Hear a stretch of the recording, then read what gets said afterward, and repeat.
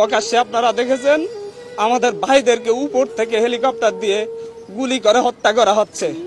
এ এক নির্মম অরাজকতা এই দেশে নেমে আসছে, যার পরিপ্রেক্ষিতে আমাদের ভাইয়েরা 2 দিনের আলটিমেটাম দিয়ে সরকারকে এর বিরুদ্ধে ব্যবস্থা নেওয়ার কথা বলে 2 দিন আলটিমেটাম দিয়ে কর্মসূচি স্থগিত ঘোষণা করেছিল।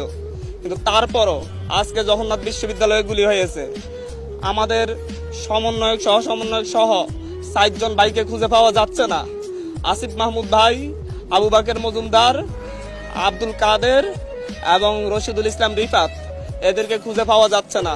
ওদের বাবা মা মর্গে মর্গে তাদের সন্তানদের খোঁজ নিচ্ছেন, ডিবি অফিসে গিয়ে খোঁজ পাচ্ছেন না। একটা যৌক্তিক দাবি নিয়ে রাস্তায় নেমেছিলাম, সেই যৌক্তিক দাবির জন্য কেন আমাদের 200 প্রাণ দিতে হবে? একটি স্বাধীন রাষ্ট্র কেন তারা দমন করবে, তারপরে দমন করতে না পারলে দাবি মেনে নিবে? এরকম সিদ্ধান্ত কাদের মাথা থেকে আসে? এই যে 200 লাশ পড়েছে, এটার জন্য কি উনি অনুতপ্ত? এটার জন্য কি উনি দায় স্বীকার করেছেন? উনি কি ক্ষমা চেয়েছেন? আমরা কিভাবে এই রক্ত খেকো মন্ত্রীদের সাথে আমরা আলোচনা করতে পারি, যারা হচ্ছে রক্তের বন্যা বয়ে এই দেশে একটা অরাজক পরিস্থিতি সৃষ্টি করেছে? আমাদের ভাইরা কি ক্যাম্পাসে